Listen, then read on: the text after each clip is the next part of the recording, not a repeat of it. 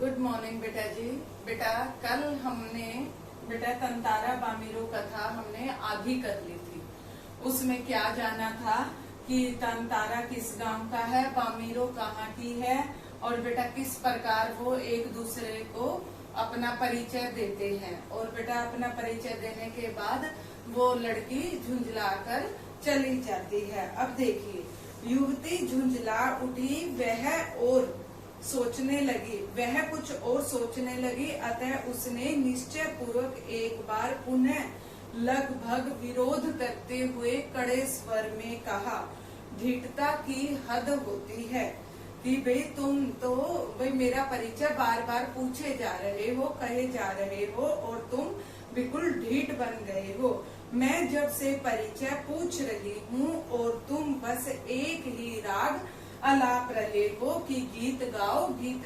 यानी कि वो जो लड़की है वो उस लड़के का परिचय पूछती है, लेकिन वो लड़का बस एक ही बात बोलता है कि तुम अपना गीत पूरा करो। क्या तुम्हें गांव का नियम नहीं मालूम? यहाँ पर लड़की बार बार बोलती है उसको, क्या तुम्हें अपने गांव का नियम नहीं मालूम? इतना बोलकर वह जाने के लिए तेजी से मुड़ी। तंतारा को मानो कुछ होश आया, उसे अपनी गलती का एहसास हुआ। वह उसके सामने रास्ता रोककर मानो गिड़गिड़ाने लग गया, मुझे माफ कर दो, जीवन में पहली बार मैं इस तरह विचलित हुआ हूँ। देखो तंतारा का यहाँ पता लगता है कि वो कैसा व्यक्ति है, कैसा है वो कहता है कि मुझे माफ कर दो, जीवन में पहली बार मैं इस तरह विचलित हुआ हूँ। तुम्हें देखकर मेरी चेतना लुप्त हो गई थी। मैं तुम्हारा रास्ता छोड़ दूंगा, बस अपना नाम बता दो। तंतारा ने विवशता में आग्रह किया। उसकी आंखें युवती के चेहरे पर केंद्रित थी। उसके चेहरे पर सच्ची विनय थी, यानी कि उसके चेहरे पर सच्ची पुकार थी। हाँ जी, बामीरो, एक रस घोलती आवाज उसके कानों में पहुंची। वो जाती जाती अपना नाम बोल गई। उसका नाम क्या था? बामीरो। हाँ जी, अब देखो पुस्तक में भी ऐसा ही लिखा है, अलग अलग करके ये शब्द दिए हुए हैं। कैसे? बामीरो, यानी कि उसके नाम का उल्लेख किया गया है, उसको वो सुनने में कैसा लग रहा होगा। और बेटा जिस प्रकार से पुस्तक में लिखा गया है उसमें तो ऐसा लग रहा है कि उसके कानों में वो गूंज सुनाई दे रही है। वह कितना सुंदर नाम है, कल भी आओगी ना यहाँ? तंतारा ने याचना भरे स्वर में कहा। याचना भरे स्वर में यानी कि उसको रिक्वेस्ट करते हुए कहा कि तुम यहाँ कल जरूर आना।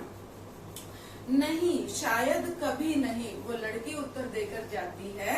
नहीं, शायद कभी नहीं, बामीरो ने अनमने ढंग से कहा और झटके से लापाती की तरफ बेसुध सी होकर दौड़ पड़ी। तभी तंतारा के वाक्य उसके कानों में गूंजते रहे। क्या वाक्य गूंज रहे थे? कि शायद नहीं, कभी नहीं। बामीरो, मेरा नाम तंतारा है। कल मैं इसी चट्टान पर तुम्हारी प्रतीक्षा करूंगा, तुम्हारी बाट जोहूंगा, जरूर आना। यहाँ पर बेटा वो जो लड़का है, लड़का अपना नाम बताता है बामीरो को और कहता है कि मेरा नाम तंतारा है और मैं कल इसी चट्टान के पास तुम्हारी प्रतीक्षा करूंगा, तुम्हारी बाट जोहूंगा यानी कि तुम्हारा इंतजार करूंगा, तुम जरूर आना। बामीरो रुकी नहीं, भागती ही गई। तंतारा उसे जाते हुए निहारता रहा, यानी कि वो उसको जाते हुए देखता रहा। बामीरो घर पहुंचकर भीतर ही भीतर कुछ बेचैनी महसूस करने लगी। उसके भीतर तंतारा से मुक्त होने की एक झूठी छटपटाहट थी। वो मन से तो उसको चाह रही थी, लेकिन वो मन ही मन कहीं पर उसको ये लग रहा था कि समाज का डर था कि दो गांव के लोग मिल नहीं सकते, तो इसलिए उसके मन में कहीं न कहीं झूठी भावना भी थी। भीतर ही भीतर वह बेचैनी महसूस कर रही थी। एक झंझलाहट से उसने दरवाजा बंद किया, मन को किसी और दिशा में लगाने का प्रयास किया, और वो यही सोचे जा रही थी किसी तरह वो उसको भूल जाए, लेकिन उसके लिए भूल पाना संभव नहीं हो पा रहा था।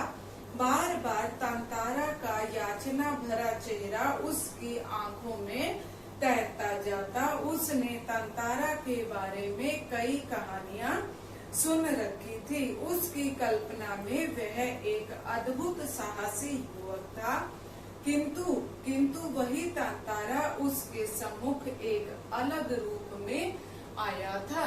हाँ जी, अब देखो बेटा, उसके मन में कहीं ना कहीं उसने बेटा उस लड़के के बारे में कहानियां सुन रखी थी, लेकिन वो कहानियां तो बहादुरी के किस्से सुने थे। उसने लोगों की मदद करते हुए उसके बारे में सुना था, लेकिन अब जो तांतारा था वो उसके सामने एक अलग ही तौर पर आया था। अलग तौर पर कैसे कि वो अचानक उसका संगीत सुन रहा था, उसको उसका संगीत इतना अच्छा लग रहा था कि वो अपनी मदहोशी में ही खोया हुआ था, और वो बार बार लड़की परिचय पूछ रही थी और वो परिचय नहीं दे पा रहा था। क्योंकि उसके अंदर अलग प्रकार का आनंद, वो अलग प्रकार से आनंदित हो रहा था। तो अब वो उसका वैसा रूप देखकर उसे और भी अच्छा लग रहा था। सुंदर, बलिष्ठ, किंतु बेहद शांत, सभ्य और भोला। उसका व्यक्तित्व कदाचित वैसा ही था जैसा वह अपने जीवन साथी के बारे में सोच रही थी, किंतु एक दूसरे गांव के युवक के साथ यह संबंध परंपरा के विरुद्ध था। अतः उसने उसे भूल जाना ही श्रेष्ठकर समझा, किंतु यह असंभव जान पड़ा। जब बेटा उसने सोचा कि भाई गांव की जो रीति है उसके बारे में, जब उसने सोचा कि परस्पर आमने सामने गांव के जो लोग हैं आपस में बात नहीं करते, मीन्स भाई रिश्ते नहीं बनाते, कोई ऐसे विवाह नहीं कर सकता। उसने जब उस रूढ़ी को जाना और बेटा उसने सोचा कि उसको भूल जाना ही सही होगा, किंतु यह असंभव जान पड़ा। और लेकिन उसके लिए बामीरों के लिए तांतारा को भूल जाना बहुत ही मुश्किल था। तांतारा बार बार उसकी आंखों के सामने था, यानी कि वो जितना उससे मन चुरा रही थी, जितना उसको भूलने की कोशिश कर रही थी, वो लड़का उसको उतना ही याद आ रहा था। निर्निमेष याचक की तरह प्रतीक्षा में डूबा हुआ, और वो बार बार उसकी प्रतीक्षा में डूबा हुआ था उसका मन। हाँ जी, किसी तरह रात बीती, दोनों के हृदय व्यथित थे। किसी तरह आंच रहित एक ठंडा और उबाऊ दिन लगने लगा।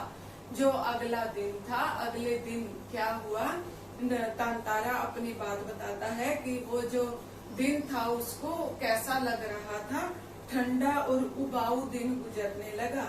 क्योंकि उसको स्नेह हो गया था, लगाव हो गया था उससे। शाम की प्रतीक्षा थी तांतारा के लिए, मानो पूरे जीवन की अकेली प्रतीक्षा थी। उसके गंभीर और शांत जीवन में ऐसा पहली बार हुआ था। वह अचंभित था, वह हैरान था, साथ ही रोमांचित भी था। दिन ढलने के काफी पहले वह लापाती की उस समुद्री चट्टान पर पहुंच गया। यानी कि वो समय से पहले लापाती गांव की बाहर जो समुद्री चट्टान थी वहां पर पहुंच गया। बामीरों की प्रतीक्षा में एक एक पल पहाड़ की तरह बीतता हुआ प्रतीत हो रहा था। उसके भीतर एक आशंका भी दौड़ रही थी, अगर बामीरों न आई तो क्या होगा। वह कुछ निर्णय नहीं ले पा रहा था, सिर्फ प्रतीक्षारत हो रहा था। यानी कि वो उसकी प्रतीक्षा कर रहा था। बस आस की एक किरण थी जो समुद्र की तह पर डूबती किरणों की तरह कभी भी डूब सकती थी। वह बार बार लापाती के रास्ते पर नजरें दौड़ाता। सहसा यानी कि अचानक क्या होता है, नारियल के झुरमुटों में से उसे एक आकृति दिखाई दी और धीरे धीरे वो साफ होती गई और कुछ ध्यान न रहा और बस उसकी मानो उसको खुशी का ठिकाना न रहा।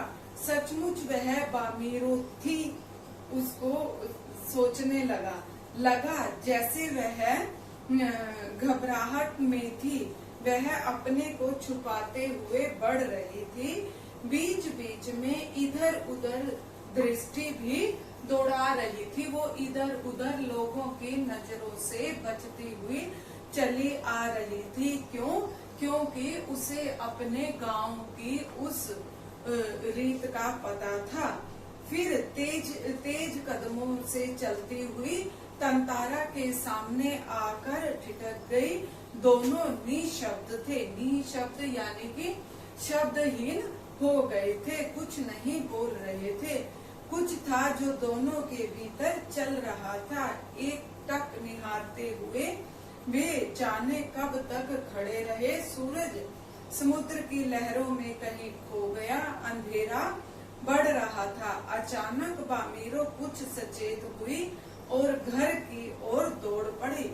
तंतारा अब भी वहां खड़ा था, निश्चल और निःशब्द। ठीक है बच्चे, बेटा इसमें यही बताया गया है कि किस प्रकार उनका प्रेम प्रसंग आगे बढ़ता है। वो उसका इंतजार करता है और इंतजार करते करते पहला दिन तो व्यतीत हो जाता है। किसी तरह सुबह होती है और पूरा दिन उसको उबाऊ लगने लगता है, यानी कि नीरस सा वो दिन लगने लगता है।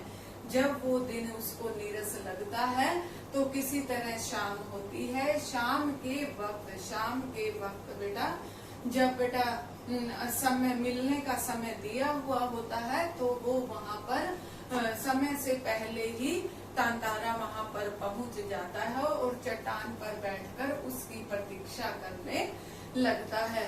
और वो पहले लड़की के बारे में सोचता रहता है कि अभी तक नहीं आई, तो बेटा वो निराश हो जाता है। लेकिन जब वो उधर के रास्ते की तरफ देखता है तो नारियल के झुंडों से निकलता हुआ, नारियल के पेड़ों से को चीरती हुई एक छवि उसको दिखाई देती है। और धीरे धीरे वो छवि जब उस तक पहुंचती है तो उसे प्रतीत होता है कि हाँ बामीरो चली आ रही है। पहले दिन उनके बीच में कोई वार्तालाप नहीं दिखाई गई है और सिर्फ वो एक दूसरे को निहारते हैं, देखते हैं और वो चले जाते हैं। ठीक है बेटा आगे का चैप्टर हम कल करेंगे। और बेटा होलिडेज होमवर्क कंप्लीट कर लिया होगा आपने, सबमिट करवा देना जल्दी से जल्दी। और बेटा मैं आपका होलिडेज होमवर्क चेक कर दूंगी। ठीक है बेटा, हाँ जी। और बेटा आपका कोई भी डाउट हो, जो भी क्लियर करना है, हमारी एक दिन लाइव क्लास होगी, उसमें हम डाउट क्लियर कर लेंगे। ठीक है बेटा, हाँ जी। खुश रहो, हंसते रहो, मुस्कुराते रहो। ठीक है बेटा, हाँ जी। God bless you.